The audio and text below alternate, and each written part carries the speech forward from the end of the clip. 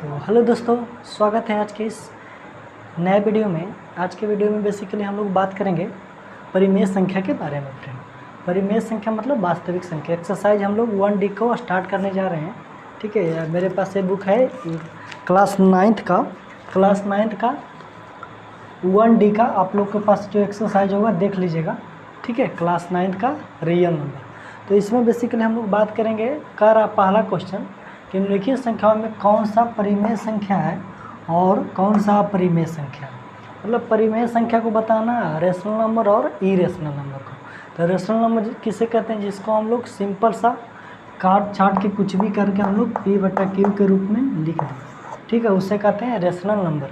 Irrational number किसे कहते हैं? जिसका हम लोग पूरा वर्गमूल नहीं निकालते हैं। ठीक है, उसे कहते हैं इरेशनल नंबर। जैसे देखिए 7√5, इसको आप लोग क्या कर सकते हैं? कुछ कर सकते हैं। 7√5, जिससे √5 का वैल्यू निकाल के इसका मान धर के हम लोग निकाल सकते, लेकिन √5 का तो वैल्यू फिक्स नहीं होता है ना, इसका भी वैल्यू बहुत सारे जाते रहता है, क्योंकि ये √5 क्या है? इरेशनल नंबर है, क्योंकि इसका हम लोग वर्गमूल नहीं निकाल सकते। इरेशनल नंबर में रेशनल नंबर गुना है, तो इसको हम लोग क्या कहेंगे? अपरिमेय संख्या। ठीक है, अपरिमेय संख्या। ठीक है, दूसरा देख रहे हैं 2 + √3, मतलब ये है क्या? इसको हम लोग कह सकते हैं परिमेय संख्या। परिमेय संख्या में हम लोग किसको जोड़ रहे हैं? जोड़ रहे हैं अपरिमेय को। तो इसका रिजल्ट हम लोग को क्या निकलेगा? अपरिमेय। ठीक है, तो इसका हम लोग सिंपल सब आंसर क्या हो जाएगा? अपरिमेय। तीसरा है √2 + 11, ये क्या है? ये है रेशनल नंबर। ठीक है, ये और इरेशनल नंबर। ठीक है, इरेशनल नंबर। जब दोनों को हम लोग जोड़ेंगे तो रिजल्ट क्या आएगा? फिर सेम ही आ जाएगा, अपरिमेय संख्या। तो आप लोग यहाँ देख रहे हैं कि एक परिमेय एक अपरिमेय को जोड़ते हैं तो हम लोग क्या निकलता है? रिजल्ट अपरिमेय संख्या निकलता है, क्योंकि ये दोनों का वैल्यू, इसका देखिए √2 है, ये अपरिमेय, इसमें इसको जोड़ेगा कुछ नहीं कर सकते, इसको हम लोग कुछ भी नहीं कर सकते। बस ज़्यादा से ज़्यादा क्या कर सकते हैं कि दशमलव का मान धरेंगे, इसका हम लोग वैल्यू निकाल सकते हैं। ठीक, तो बेसिकली ये सम का तीनों क्या है? अपरिमेय। तो इसमें और बहुत सारे क्वेश्चन है, उसको हम लोग देख लेते हैं। इसको हम लोग मिटाते हैं। π-2, इसको बताना है कि क्या है। अगला है 7 + 7/√5। छठा नंबर क्या है? 2π। उसके बाद 3 + √23 ब्रैकेट, उसके बाद √23, इसको हल करके बताना। 8वां नंबर क्या कर रहा है?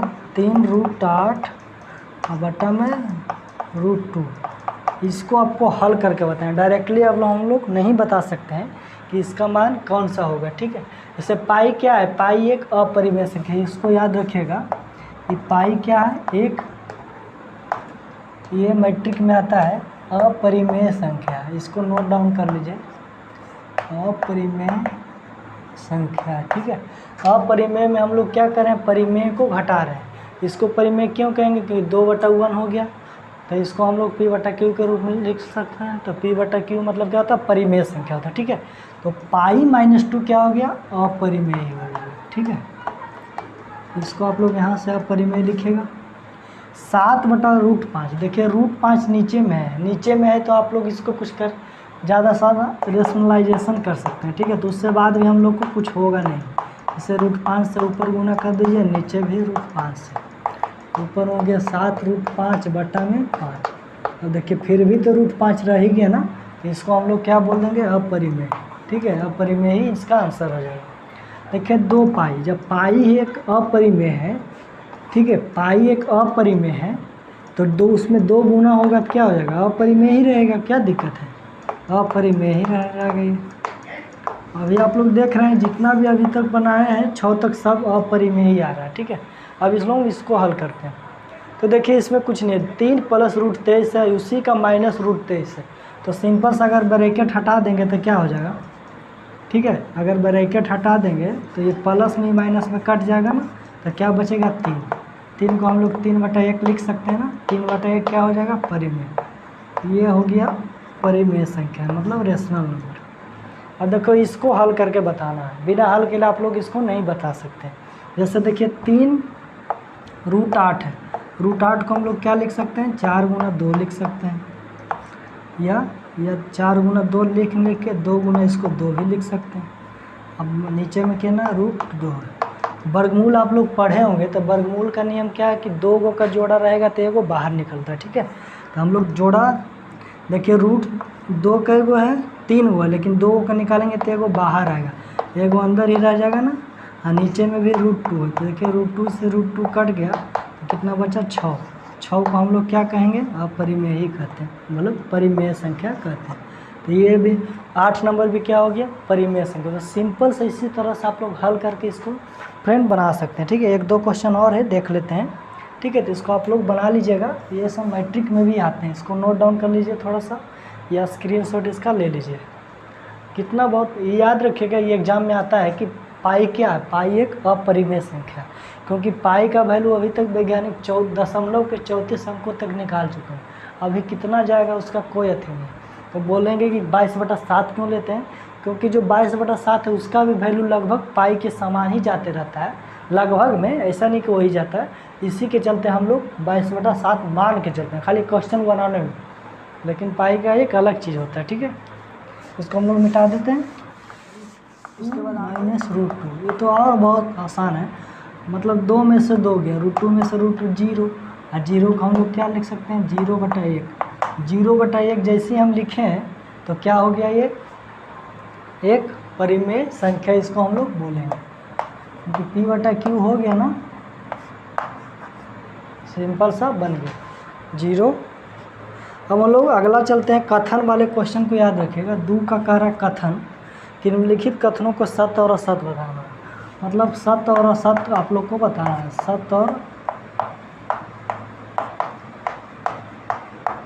असत्य। बुक मेरे पास है प्राथमिक अंकगणित, ठीक है, प्राथमिक गणित हाई स्कूल, अगर आपके पास है तो आप लोग देख लीजिएगा। सत्य और असत्य बताना है, बताइए। पहले कह रहा है 2 अपरिमेय संख्याओं का योग अवश्य ही, या ध्यान दीजिएगा लैंग्वेज पर, अवश्य ही अपरिमेय संख्या होती है। जो कह रहा है अपरिमेय संख्या होती है, जो कह रहा है अवश्य का ध्यान दीजिएगा, मतलब हमेशा ही, अवश्य ही जरूरी है। तो ये कैसे का जरूरी है, जैसे ये गलत हो जाएगा। अब कहिएगा कि गलत किस अनुसार कर रहे हैं, तो कुछ एग्जाम्पल हम लोग देखते हैं, ठीक है। जैसे आप लोग देखिएगा, एग्जाम्पल देखते हैं, जैसे 2 + √3, ठीक है, या 2 - √3। 2 - √3 अभी पढ़े थे, क्या, अपरिमेय संख्या, ठीक है, अपरिमेय संख्या। इसमें हम लोग को योग कर रहा है ना, योग कर रहे हैं, √3 को हम लोग जोड़ रहे हैं, ठीक है। जैसे ये भी क्या है, अपरिमेय है, ये भी क्या है, अपरिमेय, दोनों को हम लोग जोड़ रहे हैं, तो देखते हैं कि अपरिमेय ही आता है, देख लेते हैं। जैसे माइनस में या प्लस में कट जाएगा ना, तो क्या बचेगा, 2, लेकिन 2 तो यहाँ क्या हो गया, परिमेय हो गया। ये तो कथन गलत हो गया, क्योंकि बोला था हमेशा ही होता है, तो हमेशा तो नहीं होता। इस अनुसार आप लोग एग्जाम्पल से इसको वेरीफाई कर सकते हैं, ये नहीं कि रटिए इसको, ठीक है, इसमें रटने की बात नहीं है, बहुत सारे एग्जाम्पल इसमें और हो सकते हैं। जैसे 5√3, ये क्या है, लेकिन ये तो भाग, ठीक है, 5√3 है, यह अपरिमेय। इसी में से हम लोग क्या कर रहे हैं, 2 जोड़ के, इसमें से हम लोग 5√3 माइनस कर रहे हैं, ठीक है। तो देखिए एक अपरिमेय आ गया, ये भी अपरिमेय, लेकिन हम लोग जब दोनों को जोड़ेंगे, यहाँ प्लस कर दें, यहाँ माइनस कर दें, यहाँ प्लस कर दें, तो देखिए अब यहाँ माइनस कर दें, ठीक है। तो यहाँ से आप लोग सिंपल सा कट जाएगा, तो क्या बचेगा, 2। तो बहुत सारे ऐसा एग्जाम्पल हमेशा नहीं होगा, अगर हमेशा रहता तो यहाँ गलत होगा, इस अनुसार ये कथन गलत है, ठीक है। अब लोग दूसरा क्वेश्चन को देख लेते हैं।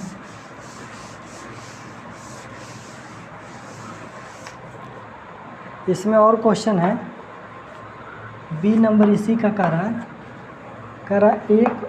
एक परिमेय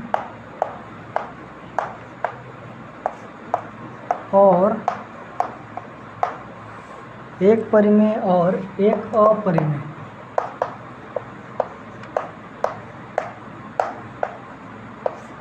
अपरिमेय संख्याओं का गुणनफल,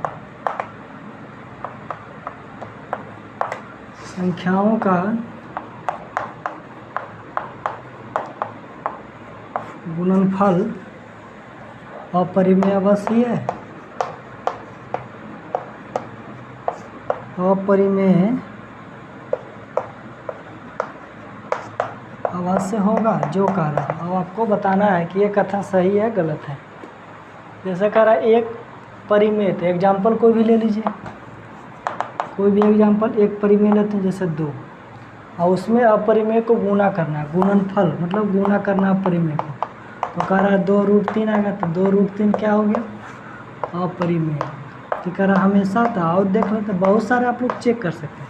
जैसे 2√3 है, ये क्या परिमेय है, अपरिमेय है, ठीक है। उसमें से आप लोग को परिमेय को गुना करना, तो कुछ भी कर जैसे 5/2 ले लेते हैं, तो ये कट गया तो बचेगा 5√3। तो हमेशा आएगा कौन चीज आएगा अपरिमेय ही आएगा। तो ये कथन सत्य है, ठीक है। तो ये कथन क्या हो जाएगा सही। तो आप लोग इसको एकदम सत्य मान लेंगे, ठीक है, सत्य बात है। क्योंकि कोई भी एग्जाम्पल आप लोग इसमें सेटिस्फाई करा के देख लीजिए, ठीक है, कोई भी देख लीजिए, इसमें आ जाएगा सत्य, ये सही है। तो एग्जाम्पल से इसको समझेंगे, ये नहीं कि बस ऐसे ही रट लेंगे। और बहुत सारे हैं, 3-4 क्वेश्चन इसमें है। सी नंबर कह रहा है सभी परिमेय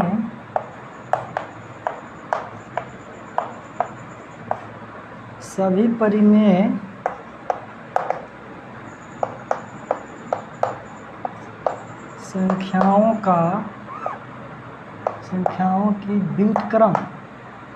व्युत्क्रम का मतलब होता है उल्टा, विपरीत जिसको कहते हैं, इंग्लिश में कहते हैं इन्वर्स, अपोजिट नहीं इन्वर्स। विपरीत संख्याएं प्राप्त होती है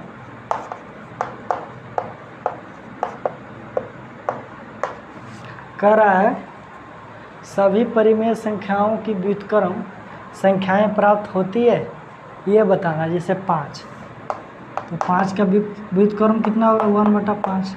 कुछ भी और परिमेय ले लीजिए, जैसे 0 क्या है, 0 को हम लोग 0/1 लिख सकते हैं, तो परिमेय है। इसका उल्टा 1/0 लिख सकते हैं, कभी नहीं लिख सकते, क्योंकि ये कभी इनवैलिड नहीं होता है। कि इसका मान क्या होता है इन्फिनिटी होता है, अनडिफाइंड होता है। इसका मान होता है अनडिफाइंड,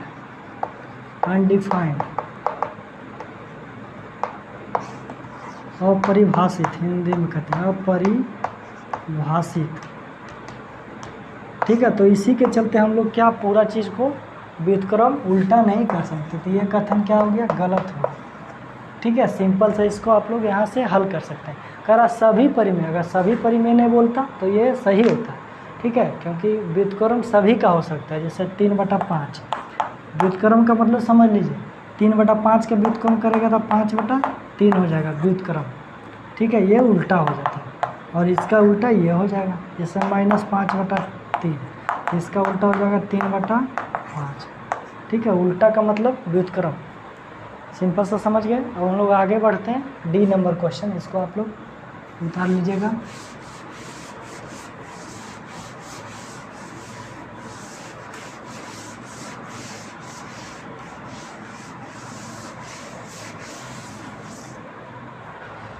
इसी में है डी नंबर, करा √9/44, 144 है ना। एक परिमेय संख्या जो पूछ रहा है आपसे कि एक परिमेय संख्या है,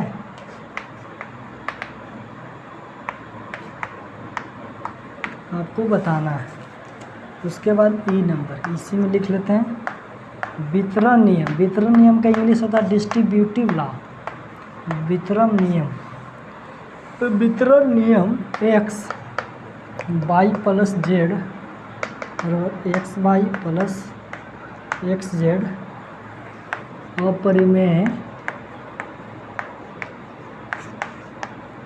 अपरिमेय संख्याओं के समुच्चय में लागू है जो कह रहा है। इसका मतलब समझाते हैं आप लोग को, लागू है, ये क्वेश्चन से आप लोग बताते हैं। तो देखिए ऊपर वाले क्वेश्चन को हम लोग देखते हैं। 9/144, 9/144, 9 का वर्गमूल कितना होता है 3, 144 का 12।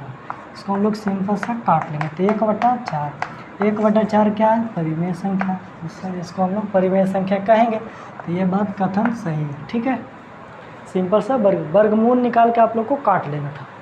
उसके बाद इसको देखिए, वितरण नियम का मतलब जैसे 3 है, यह इसमें x + 3 है, ठीक है। वितरण नियम का मतलब ये, इसमें वितरण मतलब बांटना, वितरण के नियम मतलब प्रसाद बांटना, ठीक है। सभी को आप लोग को देना है। जैसे 3 को गुना कीजिए इससे तो 3x और 3 × 9, तो ये हो गया वितरण नियम। तो उसी प्रकार कह रहा है कि ये क्या अपरिमेय रहेगा, फिर अपरिमेय संख्या रहेगा तो ये बढ़ जाएगा, जो कह रहा। अपरिमेय रहे चाहे परिमेय रहे, अगर ये बटेगा तो बटेगा ही, ठीक है। ये इससे गुना होगा और ये इसी से गुना होगा।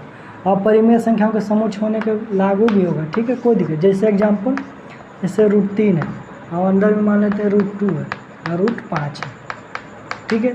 तीनों हम लोग ले क्या अपरिमेय संख्या ले ली, तो इसको हम लोग गुना कर सकते हैं। 3 × 2 √6 प्लस 3 × 5 √15, डिस्ट्रीब्यूटिव हो गया, गुना डिस्ट्रीब्यूटिव हम लोग डिस्ट्रीब्यूट इसको कर दिए। तो सिंपल से आप लोग इसको बना सकते थे, कोई दिक्कत, ये सही है, ठीक है कथन। हम लोग आगे बढ़ते हैं। अब क्वेश्चन नंबर लघु अब उत्तरीय आ गया। तीसरा नंबर और है, इसमें हम लोग मिटा देते हैं।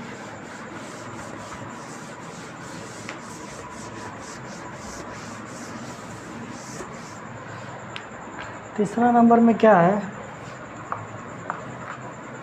तीसरा कह रहा है, तीसरा का है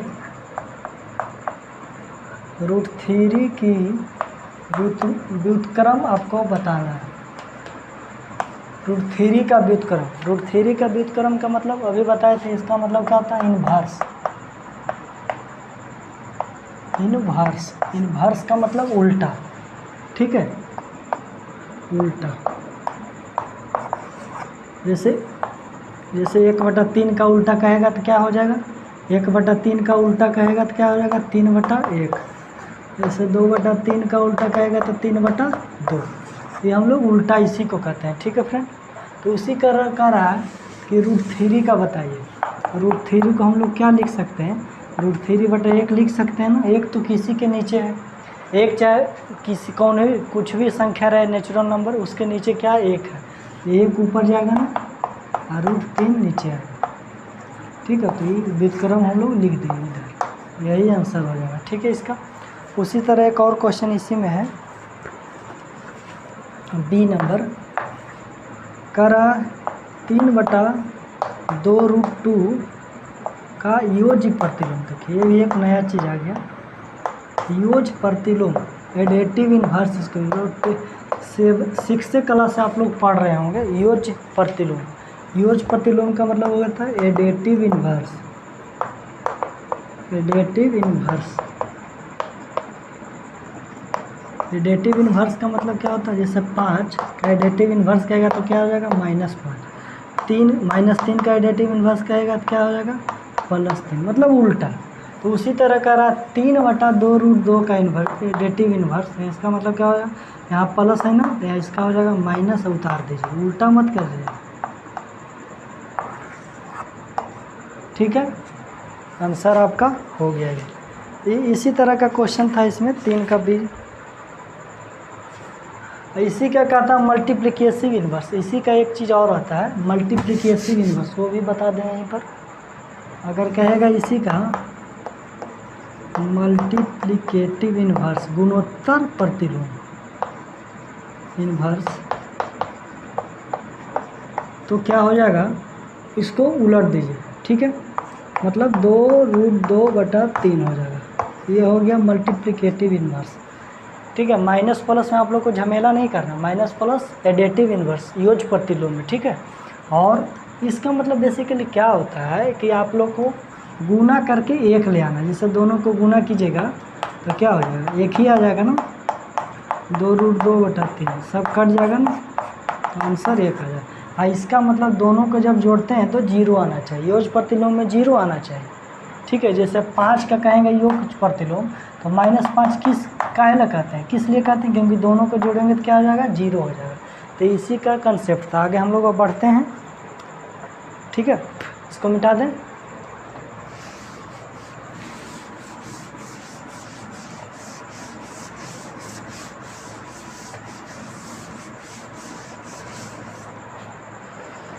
इसको हम लोग मिटाते हैं, आगे बढ़ते हैं। लघु उत्तरीय में आ गए। अब लघु उत्तरीय प्रश्न, ठीक है।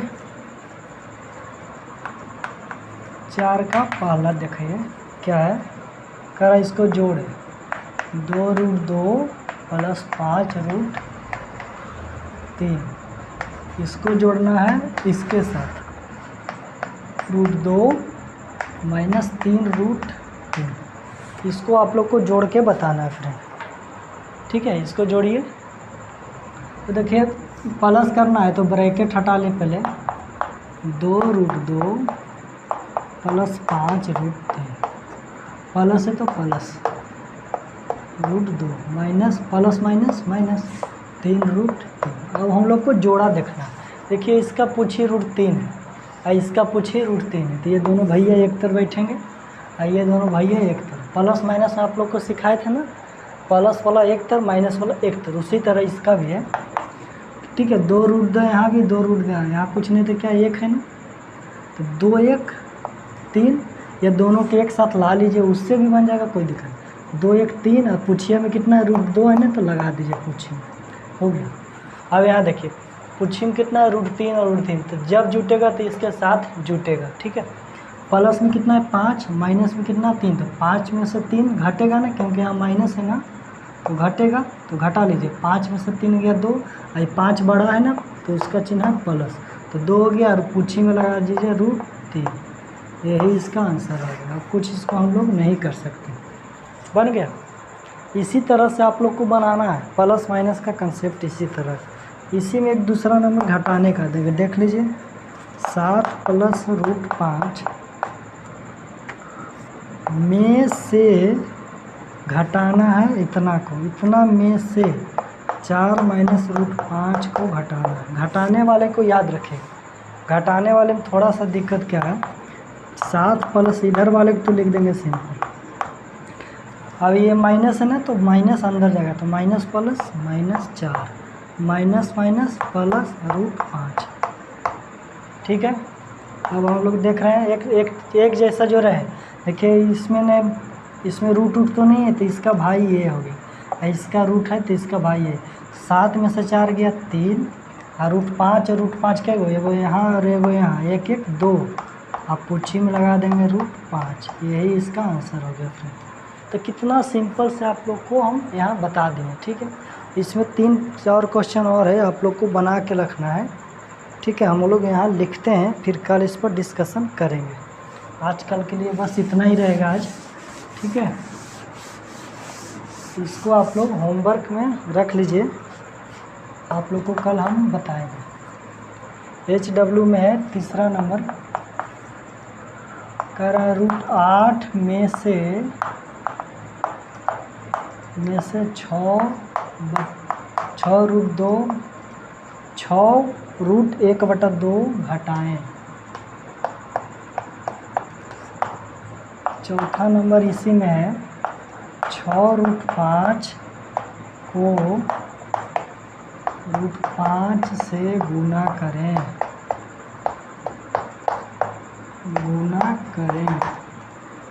फिर पाँचवा है 8√15 को 2√3 से भाग दें। ये आप लोग को बनाना है।